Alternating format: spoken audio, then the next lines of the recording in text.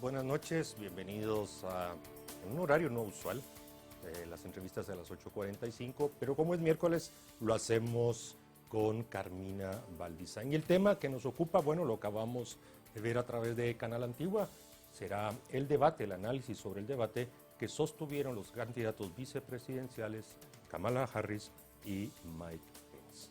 Buenas noches, Carmina. Buenas noches, Mariana, ¿cómo está? Bien, ¿cómo vio, cómo escuchó el debate? Pues interesante, definitivamente fue más debate que lo que vimos la semana pasada, se discutieron temas y creo que el votante estadounidense pudo pues darse una idea más clara de las posiciones de sus candidatos. Definitivamente era de esperar de que el debate de hoy por la noche fuera diferente al de la semana pasada y seguramente diferente al que probablemente tendremos el próximo 15 de octubre. Para analizar este tema tenemos dos invitados a quienes les doy la bienvenida, al profesor David Martínez Amador y a Edgar Villanueva Sosa. A ambos les doy la bienvenida. Buenas noches, gusto en saludarlos. Buenas noches, Mariano. Gracias, muy amables. Inicio con David Martínez Amador, un análisis general de estos 92 minutos que tardó el debate vicepresidencial, por favor.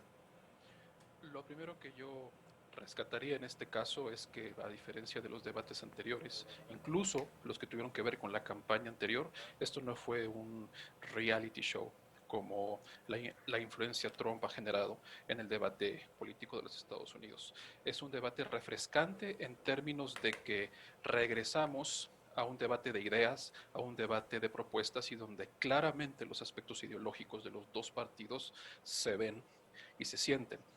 Me parece que, sin embargo, aunque hubo reglas y protocolos, no deja de ser cierto que el vicepresidente Pence tuvo momentos donde fue muy incisivo, donde traspasó del tiempo que se le daba y es parte de la estrategia que se puede entender de alguien que anda mancuerda del presidente Trump. Me parece en esencia que es un debate donde las dos propuestas específicamente salieron a convencer a sus bases, salieron a reafirmar al votante seguro. No me parece que tengan suficiente para cruzar al otro lado, como se dice, sino es fundamentalmente tratar de solidificar el récord que tiene cada uno de sus candidatos. Hubo momentos de encuentro, hubo momentos donde claramente los candidatos se pegaron con todo lo que se pudo, pero estuvo dentro de los cánones de un debate decente. Es oxigenador hasta cierto punto no ver falacias ad hominem en ese debate y cuestiones muy interesantes, por ejemplo, que no sabíamos o que no se habían clarificado antes, como por ejemplo hoy acepta el vicepresidente Pence que la administración de Donald Trump mata al general iraní Soleimani. Eso no había sido tan claro en el momento en que sucede esa situación y lo pone hoy como un récord en términos de defensa nacional. Me parece que esto es muy bueno. Creo que no se podrá saber muy bien quién gana, aunque, y con esto concluyo, me parece que tuvo una mejor funcionalidad del candidato republicano, dado que también su mensaje es más fácil de vender, dado que va a transmitir emociones hacia un núcleo que no necesita cuestionamiento. La parte demócrata necesita transmitir ideas y un proceso más complejo, pero celebremos que hoy hubo por lo menos un debate con datos, que en toda democracia es fundamental. Gracias, director Villanueva. ¿Cuál fue su opinión del debate, en términos generales también? Buenas noches, Carmina, y muchas gracias a los dos por este espacio. Yo también coincido con David en varios de los elementos que él acaba de exponer, especialmente en el que vimos un debate en donde se presentaron muchas ideas, un debate civilizado, tal y como la moderadora lo pedía en su segunda intervención, y creo que yo lo declararía un empate técnico. Mi sensación es que el presidente Pence sí tenía que salir a buscar un poco el voto de algunos de los segmentos de votantes que ahorita podrían estar relativamente alejados del ticket republicano y que en el caso de la senadora Harris ella tenía que buscar pegarle un poco más fuerte a la administración del presidente Trump para atraer y solidificar el voto de los demócratas que ahorita pueden estar ya sea indecisos o tal vez un poco tibios en su apoyo por el ticket de Biden y Harris. Yo creo que ninguno de los dos logra en su totalidad ninguno de estos objetivos y por eso creo que lo que vemos hoy es un empate. Coincido en que hay unas ideas frescas, que hay una discusión de ideas y de datos.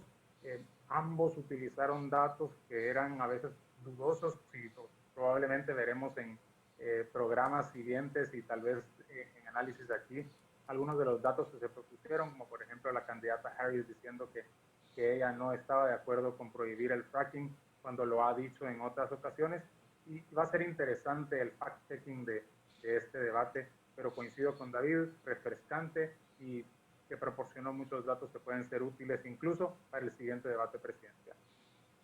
Edgar Villanueva Sosa, estamos a 27 días de la elección presidencial y bueno, el debate trató 9 grandes temas, fue anunciado. Si usted tuviera que elegir de esos 9 temas, no voy a entrar en detalle de cada uno, ¿cuál elegiría usted? ¿El tema económico, el tema de la Corte Suprema, el tema de cambio climático, Fuerzas Armadas, política criminal? ¿Cuál para usted le resultó más interesante? Me resultó más interesante el tema económico, Mariano. El tema económico era un tema donde Pence tenía 3 años para alargarse un poquito en los logros de la administración Trump. Creo que la senadora Harris hace un planteamiento estratégico al decir ustedes se beneficiaron de la base que dejó Obama y Biden. Eso sucede en Estados Unidos y en el mundo. A veces hay cosas que otros gobiernos gozan después del trabajo del gobierno previo. Creo que era el elemento más fuerte para Pence y que no logró profundizar de la manera que quisiera. Ahí tenía muchísimos aspectos positivos que contarle al electorado, pero creo que ese tema se va a volver a tocar y se va a volver a tomar.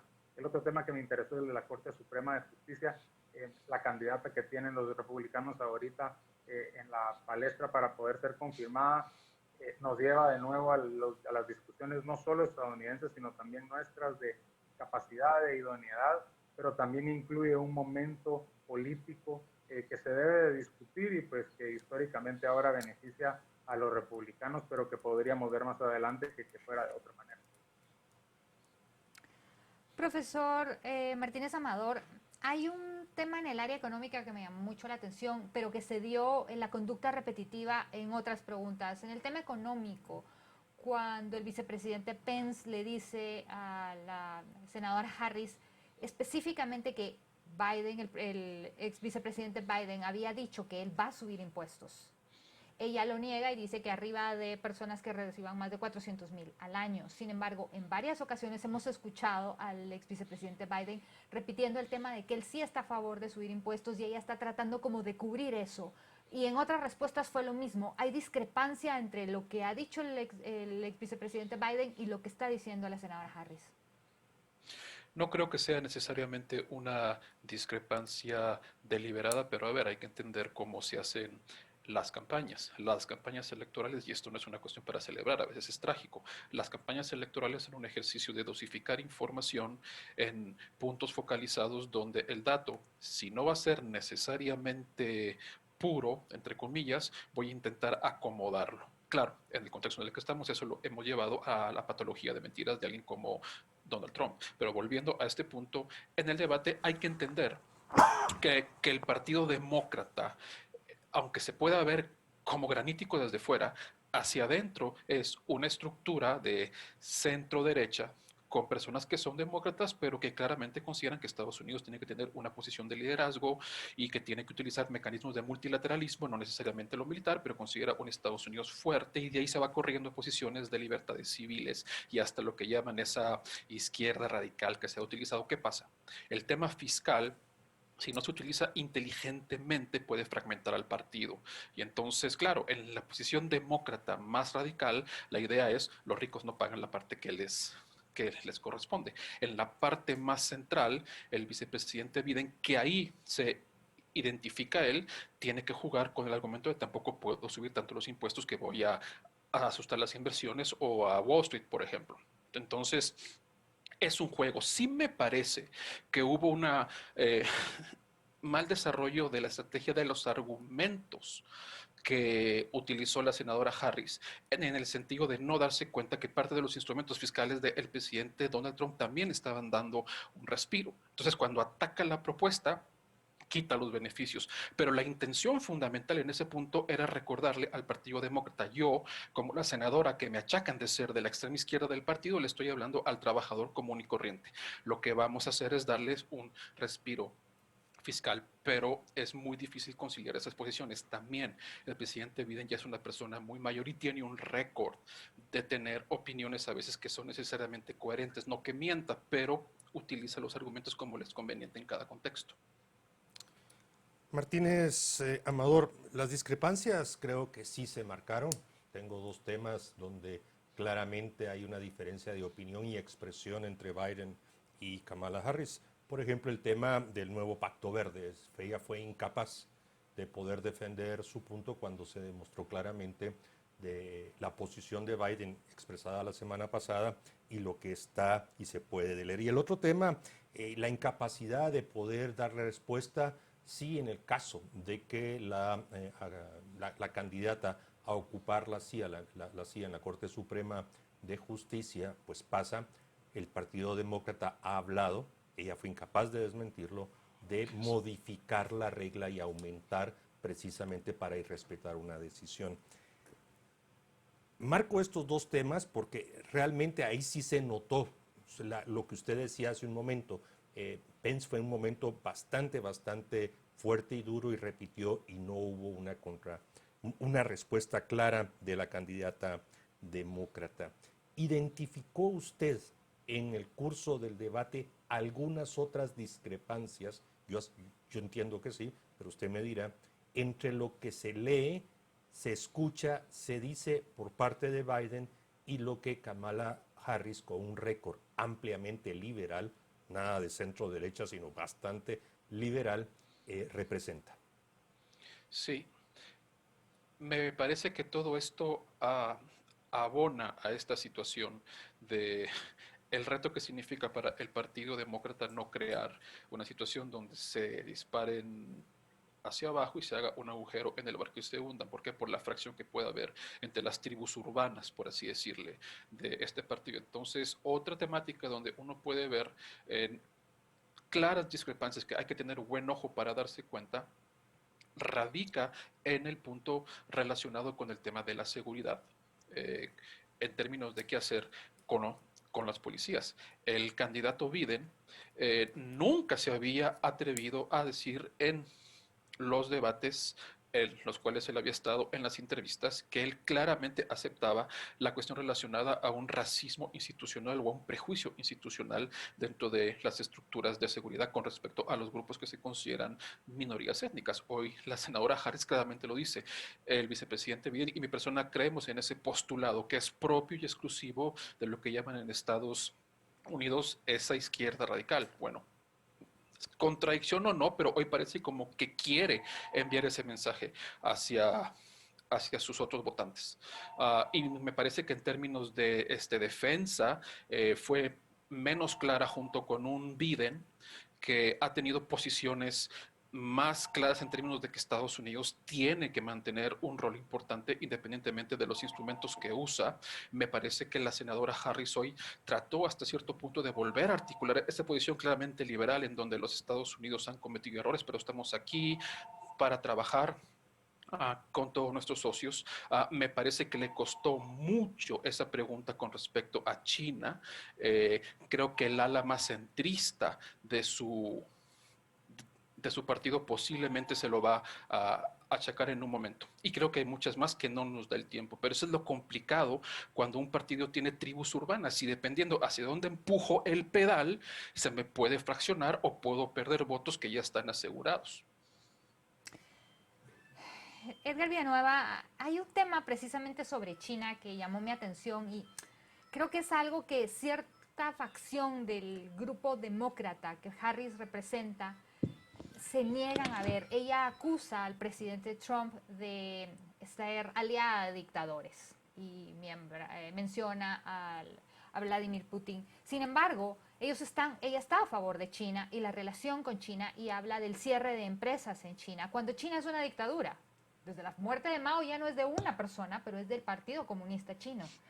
Y no se niegan a verlo. Eso es un tema muy demócrata de cierta facción. ¿Por qué? Yo creo que en este caso específico yo no lo calificaría totalmente de una facción demócrata. Lo califico como una posición que debe de existir en antagonismo a lo que en mi parecer ha sido una posición exitosa de la administración estadounidense para enfrentarse a ciertos temas en el ámbito comercial con China. Eh, entonces, la retórica va un poquito más a colocarse en un espectro que sea contrario al que pudiera tener su rival que está del otro lado tratando de promover movimientos exitosos que se han hecho en el ámbito comercial. De esa parte del debate, Camina, yo rescato también el tema vinculado con el Tratado de Libre Comercio con México y Canadá. Este es otro tema que muchos demócratas de las alas un poco más conservadoras del partido habían visto desde hace mucho tiempo, tal vez unos 8 o 10 años, como algo que se debía de hacer, pero que en algún momento detuvieron para no mover mucho las aguas comerciales, que en ese momento no era necesario hacerlo.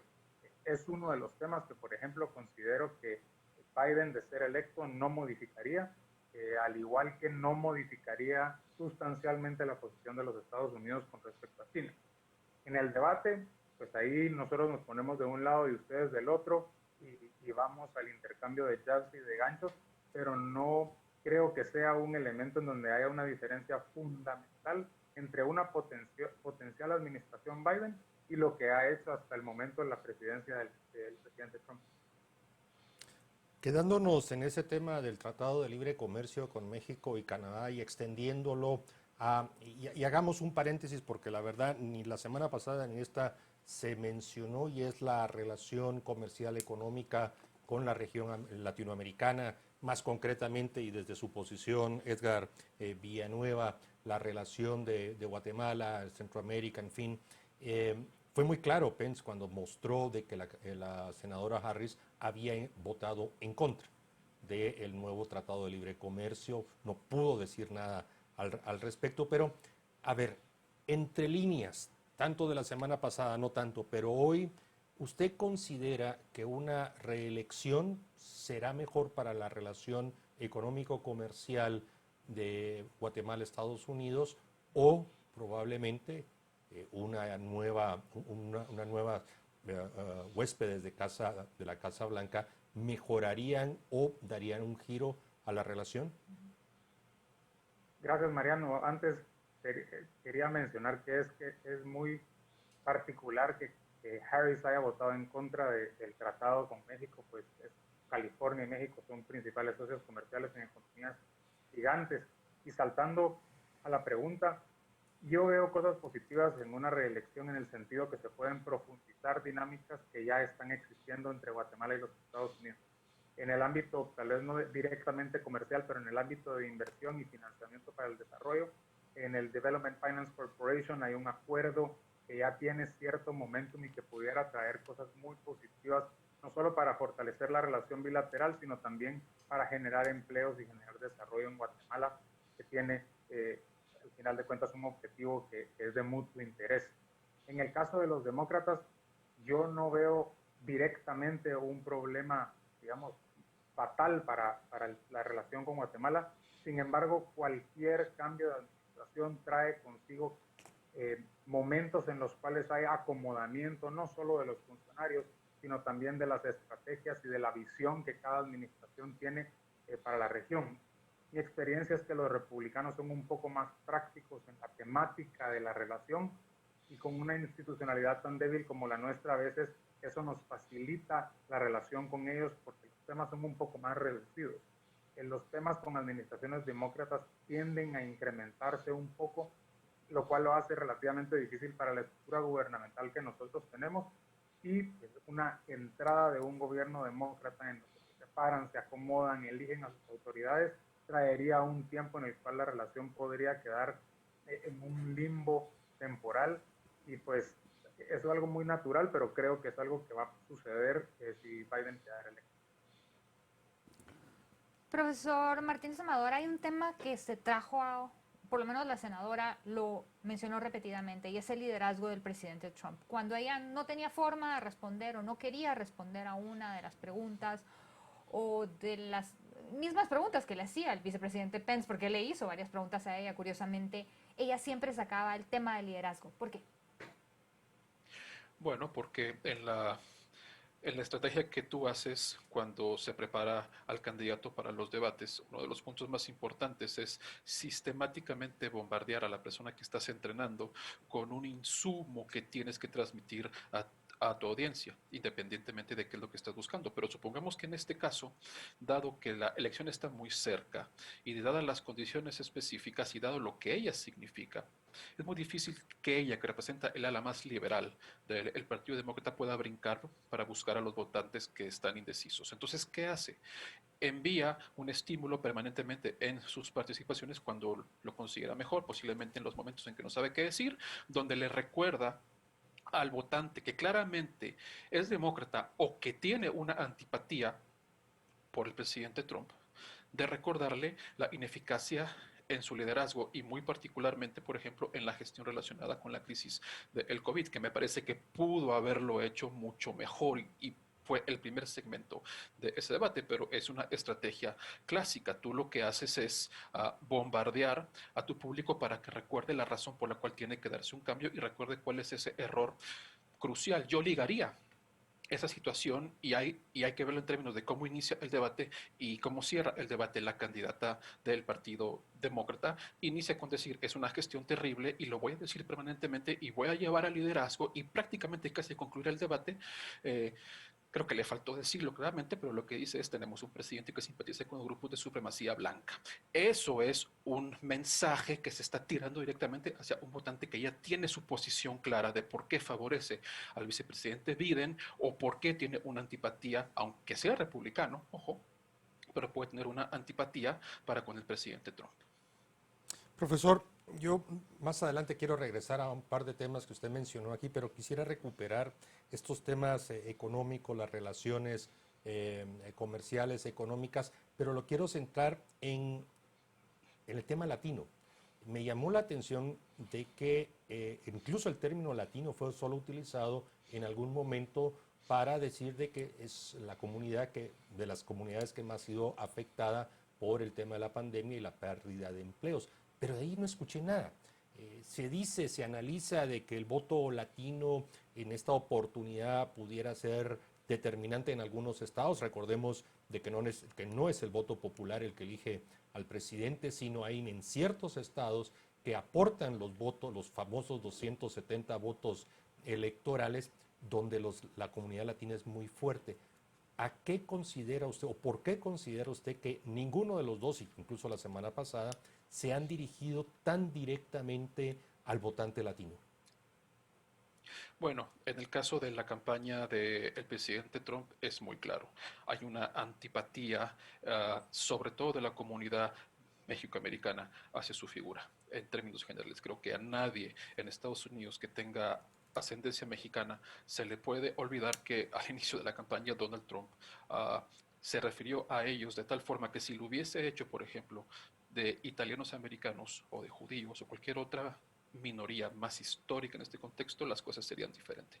Creo que en el caso de los republicanos, el voto en términos de lo hispano está más enfocado en el enclave en la Florida, con el exilio cubano y con el exilio venezolano, que son enclaves ortodoxos republicanos en términos de la política exterior hacia sus países. Bueno, en el caso demócrata, me parece que no se necesita tanto reforzar esa idea porque es clara en términos de la manera como la actual administración ha llevado el tema de la migración, de la persecución hacia los migrantes ilegales y de los insultos que se ha tenido sistemáticamente en contra de las minorías, así lo presentan. Entonces, el juego en términos específicos, cuando una campaña es muy concentrada, y cuando una campaña necesita de alguna manera ser más sólidos los puntos, no le predicas tanto a quien ya está contigo, sino te vas a otros rubros. Entonces, por eso puede ser que el tema en términos de los latinos en este debate no tenga tanta importancia. De hecho, hay que dejarlo claro.